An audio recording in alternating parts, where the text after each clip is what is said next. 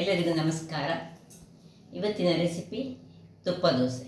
ಅದು ಉದ್ದಿನ ದೋಸೆ ನಾವೇನು ಪ್ರಿಪೇರ್ ಮಾಡ್ತೇವೆ ಅದರಲ್ಲಿ ಸ್ವಲ್ಪ ಹಿಟ್ಟನ್ನು ಉಳಿಸಿಕೊಂಡು ಮಾಡಿದಂತಹ ತುಪ್ಪ ದೋಸೆ. ಅದಕ್ಕೆ ಕೆಲವು ಇಂಗ್ರೀಡಿಯೆಂಟ್ಸನ್ನು ಹಾಕಿದ್ದೇನೆ. ಯಾವ ಇಂಗ್ರೀಡಿಯೆಂಟ್ಸನ್ನು ಹಾಕಿ ಈ ಒಂದು ತುಪ್ಪ ದೋಸೆಯನ್ನು ಮಾಡಿದ್ದೇನೆ ನೋಡೋ ಮೊದಲು ಯಾರೆಲ್ಲ ನನ್ನ ಚಾನಲನ್ನು ನೋಡ್ತಿದ್ದೀರಿ, ಯಾರೆಲ್ಲ ಇನ್ನೂ ಸಬ್ಸ್ಕ್ರೈಬ್ ಮಾಡಿಲ್ಲ, ದಯವಿಟ್ಟು ಸಬ್ಸ್ಕ್ರೈಬ್ ಮಾಡಿ ಸಪೋರ್ಟ್ ಮಾಡಿ ಅಂತ ಹೇಳುತ್ತಾ ಬನ್ನಿ ಯಾವ ರೀತಿಯಲ್ಲಿ ಈ ತುಪ್ಪ ದೋಸೆಯನ್ನು ಮಾಡೋದನ್ನು ನೋಡೋಣ. ನಮಸ್ತೆ ಮಿತ್ರರೇ. ನೋಡಿ, ಉದ್ದಿನ ದೋಸೆ ಇವತ್ತು ನಾನು ಮಾಡಿದ್ದೆ ಮನೆಯಲ್ಲಿ. ಅದರಲ್ಲಿ ಒಂದೂವರೆ ಲೋಟದಷ್ಟು ಹಿಟ್ಟು ಉಳಿದಿದೆ. ಈಗ ನಾಳೆಗೆ 4 ಮಂದಿಗೆ ದೋಸೆ ಆಗಬೇಕು. ಹಾಗಾದರೆ ಒಂದು ಹೊಸ ರೀತಿಯ ದೋಸೆಯನ್ನು ಮಾಡೋಣ. ಈಗ ಇಲ್ಲಿ 3 ಚಮಚದಷ್ಟು ಈ ಕಡಲೆಯ ಹುಡಿ ಬೇಸನ್ ಅಂತ ಏನು ಕರಿತೇವೆ, ಇದನ್ನು ನಾವು 1 ಲೋಟ ನೀರಿನಲ್ಲಿ ಚೆನ್ನಾಗಿ ಕಲಡಿಸಬೇಕು.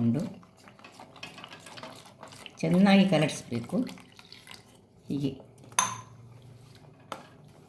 ಒಳ್ಳೆ ಕಲಡಿಸ್ಕೊಳ್ಳೋಣ. ಇದನ್ನೀಗ ತೆಗೆದು ಫ್ರಿಜ್ಜಲ್ಲಿ ಇಟ್ಕೊಳ್ಳೋಣ.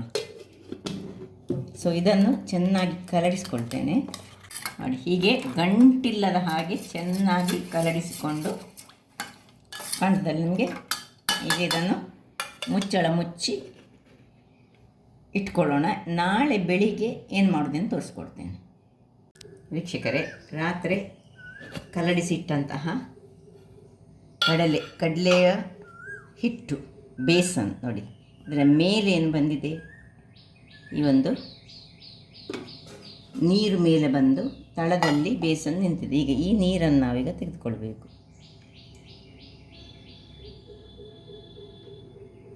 ನೋಡಿ, ತಳಭಾಗದಲ್ಲಿ ನಿಂತಹ ಕಡಲೆಯ ಹುಡಿಯನ್ನು ಈಗ ನಾವು ನೋಡಿ, ಇದು ಬೇಡ, ಈ ನೀರನ್ನು ಡಿಸ್ಕಾರ್ಡ್ ಮಾಡಲಿಕ್ಕೆ. ಈಗ ಇದನ್ನು ಇದಕ್ಕೆ ಶಿಫ್ಟ್ ಮಾಡ್ಕೊಳ್ಳೋಣ.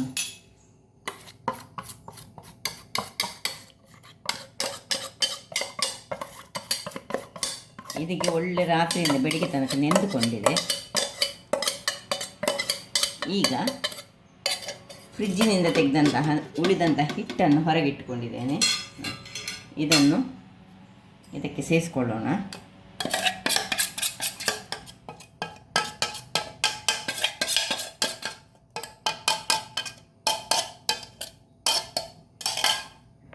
ಇನ್ನು ಇದಕ್ಕೆ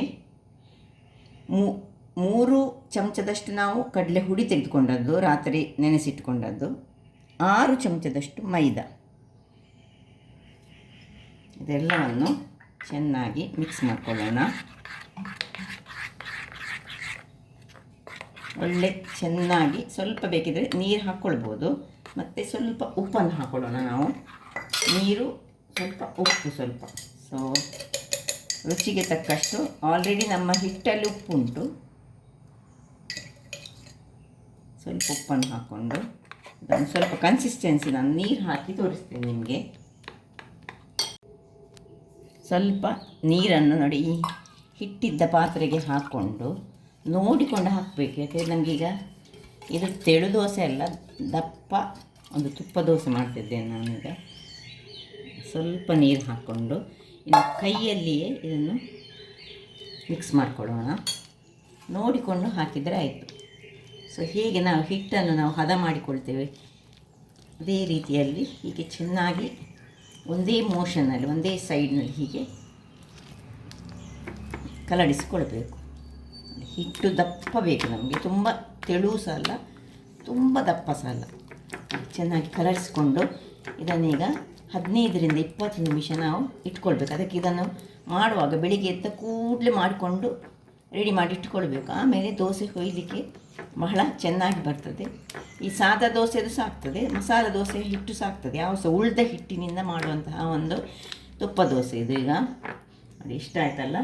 ಈಗ ಇದಕ್ಕೆ ಮುಚ್ಚಳವನ್ನು ಮುಚ್ಚಿ ನಾವು ಒಂದು 20 ನಿಮಿಷಗಳ ಕಾಲ ನಾನಿದನ್ನು ಹೀಗೆ ರೆಸ್ಟಲ್ಲಿ ಬಿಡ್ತೇನೆ.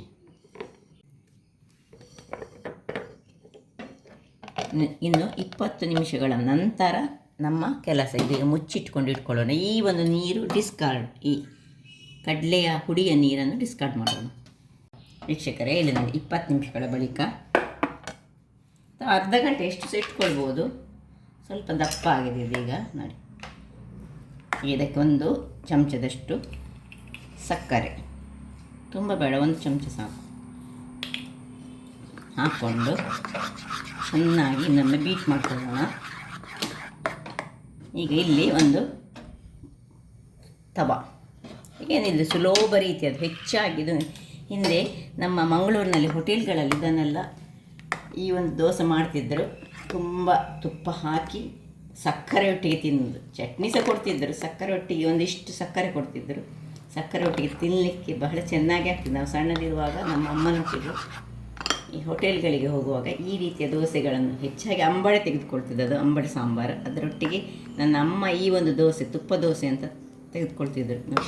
ಇನ್ನೊಮ್ಮೆ ಹೀಗೆ ಚೆನ್ನಾಗಿ ಕಲಸಿಕೊಳ್ಳೋಣ.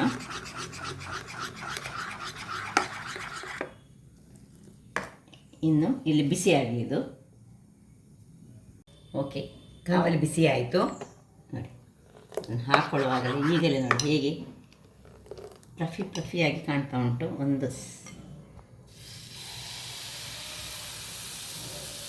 ಇನ್ನೊಂದು ಸ್ವಲ್ಪ ಹಾಕೊಳ್ಳೋಣ, ಸ್ವಲ್ಪ ಈ ರೀತಿಯಾಗಿ ಇದನ್ನು. ಈಗ ಇದರ ಹೋಲ್ಸ್ ಅದರಷ್ಟಕ್ಕೆ ಬರ್ತದೆ ನೋಡಿ.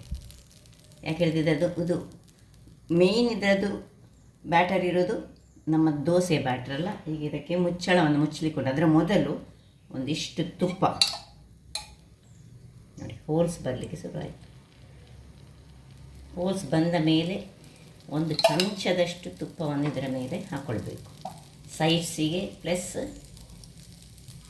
ಈ ಮೇಲೆ ಹಾಕ್ಕೊಂಡು ಒಂದು ಮುಚ್ಚಳವನ್ನು ಮುಚ್ಚಿ, ದಪ್ಪ ದೋಸೆ ಬೇಕು ನಮಗೆ. ಇದು ಮುಚ್ಚಳವನ್ನು ಮುಚ್ಚಿಕೊಂಡು ಬೇಯಿಸ್ಕೊಳ್ಳೋಣ. ನೋಡಿ ಹೇಗೆ ಬಂದಿದೆ ನೋಡಿ.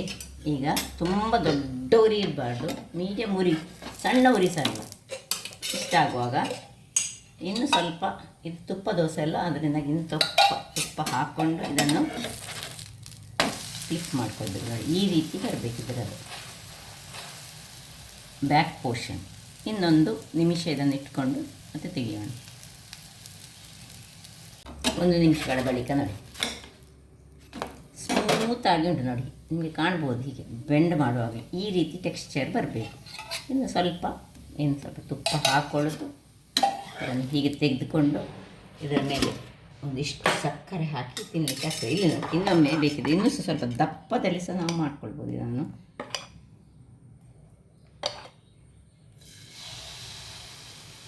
ಹೀಗೆ ಇನ್ನು ಸ್ವಲ್ಪ ಹಾಕ್ಕೊಂಡು ಇದನ್ನು ಏನು ಮುಟ್ಟದೆ ಅದರಷ್ಟಕ್ಕೆ ಬಿಟ್ಟುಕೊಂಡು ಸಹ ಮಾಡ್ಕೊಳ್ಬೋದು. ಇಷ್ಟಾಗುವಾಗ ಈಗ ಸೈಡ್ಸಿಗೆ ತುಪ್ಪ ನೋಡಿ, ಎಷ್ಟು ಹೀಗೆ ದಪ್ಪದಲ್ಲಿ ಬಂದರೆ ಇನ್ನೂ ಸಹ ತುಂಬ ಚೆನ್ನಾಗಿ ಬರ್ತದೆ. ಆಗ ನಾನು ಸ್ವಲ್ಪ ತೆಳು ಮಾಡಿದೆ ಸೂರ್ಯನ ದೋಸೆಯಲ್ಲಿ. ಈಗ ಈ ರೀತಿಯಾಗಿ ಮಾಡಿ ಇದನ್ನು ಮುಚ್ಚಳವನ್ನು ಮುಚ್ಚಿಕೊಂಡು ಬೇಯಿಸಿದರೆ ಇನ್ನೂ ಸಹ ಸಾಫ್ಟಾದ ಫ್ಲಫಿಯಾದ ದೋಸೆ ಬರ್ತದೆ. ಆಯ್ತು ನೋಡಿ, ಈ ರೀತಿ ಸಹ ದಪ್ಪ ಮಾಡ್ಬೋದು. ಬೇಕಿದ್ರೆ ತೆಳು ದೋಸೆ ಸಹ ಮಾಡ್ಕೊಳ್ಬೋದು. ಇನ್ನು ತುಪ್ಪವನ್ನು ಸವರಿಕೊಳ್ಳೋದು, ತುಂಬ ಸ್ಮೂತಾಗಿ ಸಹ ಬರ್ತದೆ ನೋಡಿ. ಹೇಗೆ ಕೆಳಗಿನ ಟೆಕ್ಸ್ಚರ್ ಹೇಗೆ ಬಂತು ನೋಡಿ, ದಪ್ಪದಲ್ಲಿ ಬಂತು. ಇನ್ನೂ 1 ನಿಮಿಷ ಹೀಗೆ ಕಾಯಿಸ್ಕೊಳ್ಳೋಣ. ಈ ದಪ್ಪ ದೋಸೆಯನ್ನು ಸಹ ಹೀಗೆ ತೆಗೆದುಕೊಳ್ಳೋಣ ನೋಡಿ. ತುಪ್ಪ ಬಂದು ಹೇಗೆ ಬಂದಿದೆ ನೋಡಿ, ಹೀಗೆ ತುಂಬ ಚೆನ್ನಾಗಿ ಬರ್ತದೆ.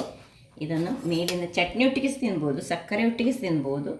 ನಾವು ಹೆಚ್ಚಾಗಿ ಸಕ್ಕರೆಯನ್ನು ಸ್ವಲ್ಪ ಇಷ್ಟು ಹಾಕ್ಕೊಂಡು ಮೇಲಿನಿಂದ ಸ್ವಲ್ಪ ಸಕ್ಕರೆಯನ್ನು ಉದುರಿಸಿಕೊಂಡು ತಿಂದರಂತೂ ಬಹಳ ಚೆನ್ನಾಗಿ ಬರ್ತದೆ. ಚಟ್ನಿ ಒಟ್ಟಿಗೆ ಸಹ ತಿನ್ಬೋದು, ಅಥವಾ ಯಾವುದೇ ಕೋಳಿ ರಸದೊಂದಿಗೆ ತಿನ್ಬೋದು, ಕೋಳಿಯ ಸುಕ್ಕದೊಂದಿಗೆ ಸಹ ತಿನ್ಬೋದು. ಹಾಗಾದರೆ ನೋಡಿದ್ರಲ್ಲ ವೀಕ್ಷಕರೇ, ಒಂದು ಉಳಿದಂತಹ ಹಿಟ್ಟಿನಿಂದ ಮಾಡುವಂತಹ ಒಂದು ರುಚಿಕರವಾದ ದೋಸೆ.